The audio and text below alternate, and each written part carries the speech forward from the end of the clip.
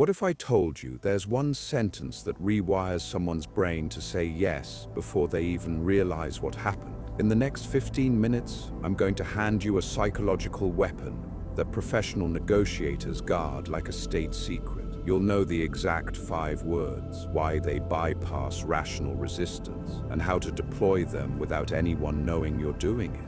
This isn't some motivational speech about confidence. This is neuroscience. And before I give you the sentence, you need to see what's happening at a chemical level inside someone's skull the moment these words hit their ears. Because 3 psychological triggers detonate simultaneously. When you activate all 3, compliance rates jump 87% compared to just asking normally. In this video, you're getting the sentence, the 3 triggers it exploits, 7 scenarios where it's devastatingly effective, and the 3 catastrophic mistakes that blow the whole thing up. But first, let me show you why everything you've tried so far keeps failing. Here's your problem. Most requests die on arrival, 60 to 70% rejection rate across the board. You need your co-workers' help? They're swamped. You want your partner to handle something? Maybe later. Trying to negotiate. No wiggle room. And it's not because people are selfish. It's because your request carries 0 psychological weight. When you ask directly with no leverage, you trigger their brain's survival mode. And survival mode has one default setting: no.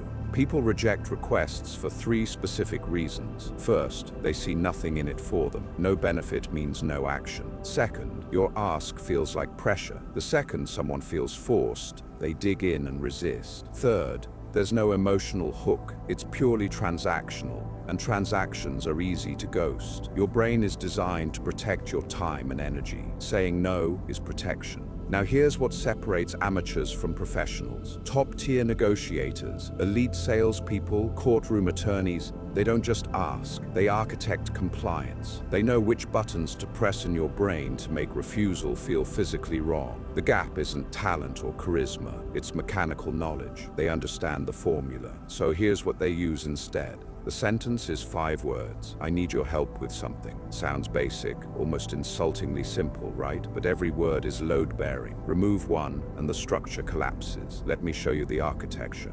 I strips away corporate distance. You're exposed, human, vulnerable. Need isn't want or prefer. It's urgency. It's stakes. Your isolates them. Not anyone, not someone. You, they're selected. Help is the tripwire for reciprocity, which I'll dissect in a second. With something, stay specific enough to feel real, but vague enough to avoid triggering automatic resistance. Most people butcher this with variations that kill it instantly. Can you help me? Weak. They can say no with 0 guilt. I need you to do X. Sounds like an order. Orders create defiance. Could someone help? Diffused responsibility. They'll assume someone else will handle it. The formula is non-negotiable. I need your help with something. Those exact words in that sequence, or it doesn't work. Now let me crack open their skull and show you what happens when they hear this. 3 psychological triggers ignite at once. Miss one,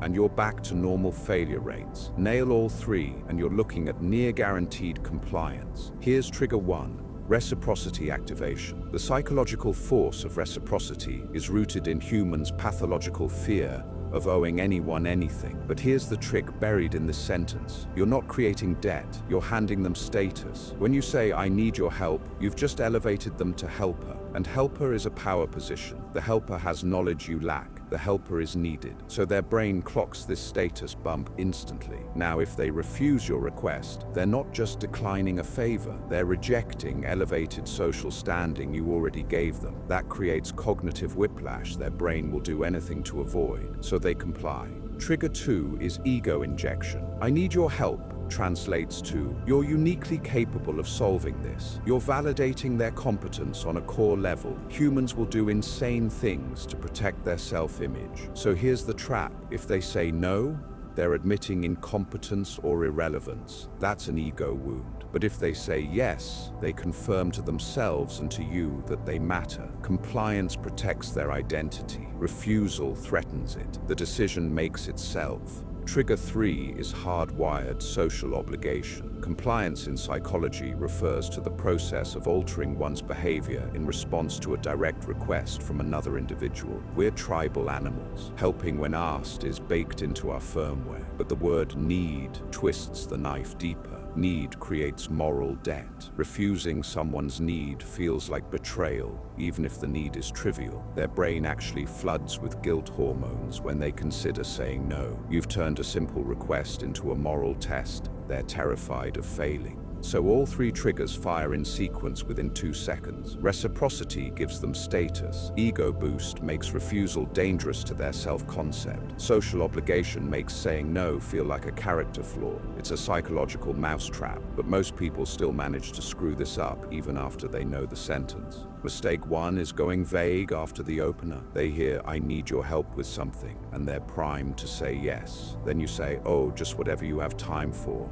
Or you give them some open-ended nonsense. Fatal error. Vague is escapable. They'll say, "I'm pretty slammed right now," and you've lost them. The move is to follow immediately with surgical precision. "I need your help with something. Can you review this report section? 10 minutes. And your data expertise would make this bulletproof." Time-bound, task-specific, value clear. That's how you convert the open door into a locked commitment. Mistake 2 is overusing it. Say, "I need your help with something" every week to the same person, and it becomes white noise. They pattern match it as manipulation. Once they feel played, you're done, permanently. The rule is ironclad, once per person per month maximum. This is a tactical nuke. You don't drop nukes daily. Respect the power or burn the bridge. Mistake 3 is tone failure. Sound desperate and you signal weakness. Nobody wants to be someone's emotional crutch, but sound demanding and you delete the vulnerability that makes need work. The correct delivery is calm confidence. You genuinely need their help, but you're not begging. You're asking because you respect them enough to make them the solution. They need to feel needed, not used.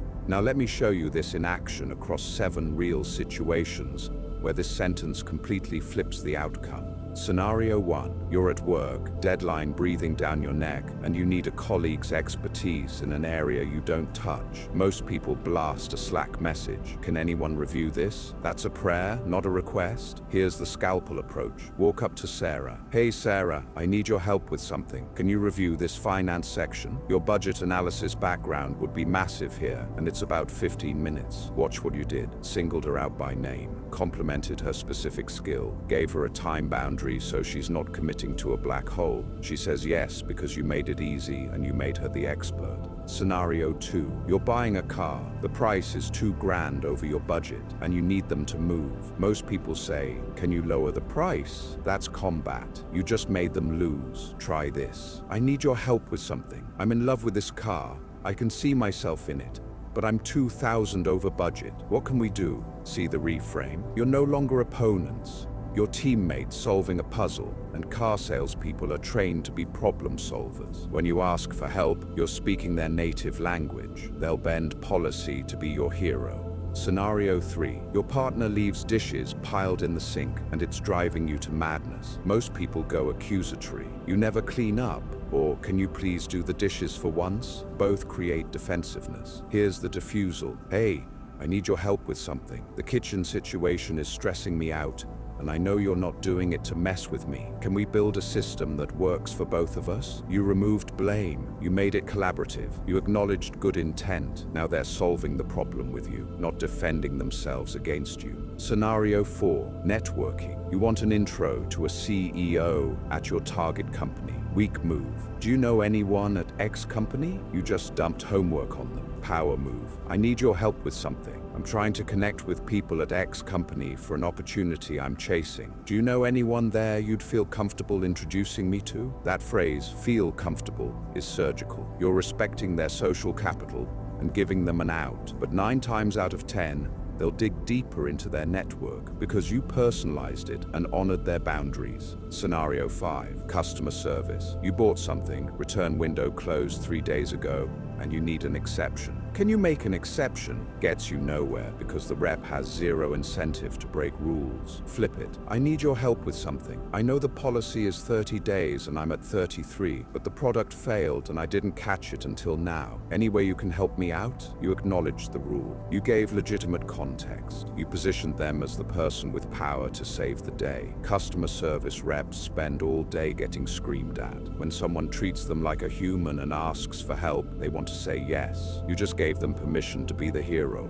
Scenario 6. Family boundaries. Your parents still treat you like you're 16, and you need it to stop. You need to stop doing X creates instant war. Try this. Mom, I need your help with something. I'm working on building adult boundaries, and it matters a lot to me. Can you help by respecting when I say, I need space, or when I make my own calls? You recruited her as your ally instead of casting her as the villain. Respecting boundaries becomes something she helps you with, which feeds her identity as a supportive parent. The entire frame shifts. Scenario 7. Job interview. It's wrapping up and you want to maximize your shot at advancing. Passive candidates say, when will I hear back? That's nothing. Here's the move. I need your help with something. I'm genuinely very interested in this role and I want to join this team. What would help me stand out as you're making your decision? This is bold, but it lands. You're showing initiative. You're declaring clear interest. And you're asking them to invest in your success, which makes them psychologically committed to seeing you win. Even if they don't answer directly, you're now lodged in their memory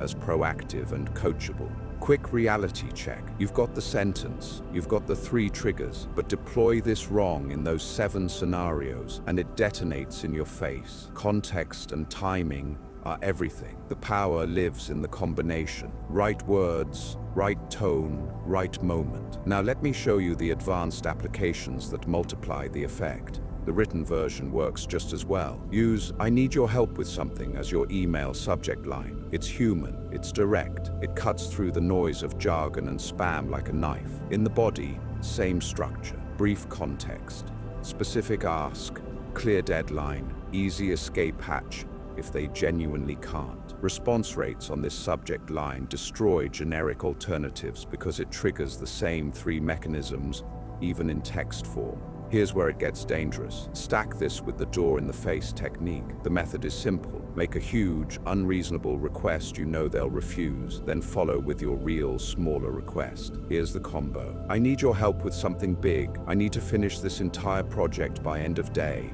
and I need someone to handle research, analysis, and the full write-up. They're going to refuse. It's too much. Then you counter. Okay, totally fair. What if you just cover the research section? That alone would save me hours. Suddenly, your real ask feels reasonable by comparison. Plus, they already said no once, so guilt is flooding their system. Compliance rate jumps over 90% with this stack. There's also a pre-commitment version for bigger asks. Plant the seed early before you need the favor. Hey, if I ever need help with graphic design stuff, would you be someone I could reach out to? I know you're really talented at that. They say yes because it costs nothing and it's hypothetical. 2 weeks later, when you actually need the design work, you trigger the commitment. Remember when you said I could reach out about design help? I need your help with something. I've got this project and I'm drowning on the visual side. Could you give me 30 minutes of feedback? They already gave you their word. Backing out now means contradicting themselves, which humans hate. You locked in the yes before you asked the real question. But here's where you need to pump the brakes. There are ethical lines, and if you cross them, you're not persuading, you're manipulating.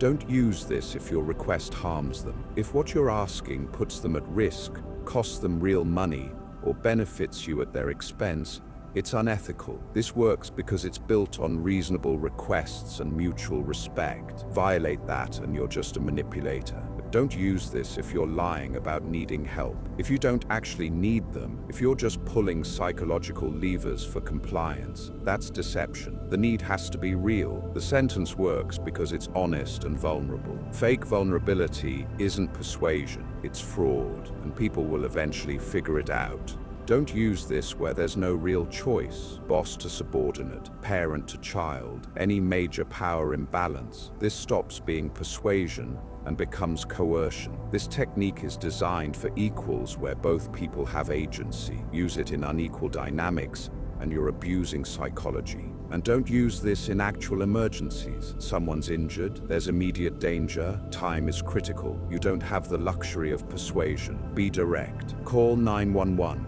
Pull over now. Emergencies demand clarity and speed, not technique. So here's everything in one place. The sentence is, I need your help with something. It activates 3 mechanisms simultaneously. Reciprocity, by giving them elevated helper status. Ego boost, by validating their competence and making refusal an identity threat. Social obligation, by triggering our hardwired drive to help when someone expresses need. Deploy it in the 7 situations I walked through. Work when you need expertise. Negotiations when you need collaboration. Relationships when you need behavior change. Networking when you need connections. Customer service when you need exceptions. Family when you need boundaries. Interviews when you need to stand out. Avoid the 3 mistakes. Go specific immediately after the opener. Never overuse it with the same people. Deliver it with calm confidence, not desperation or demands.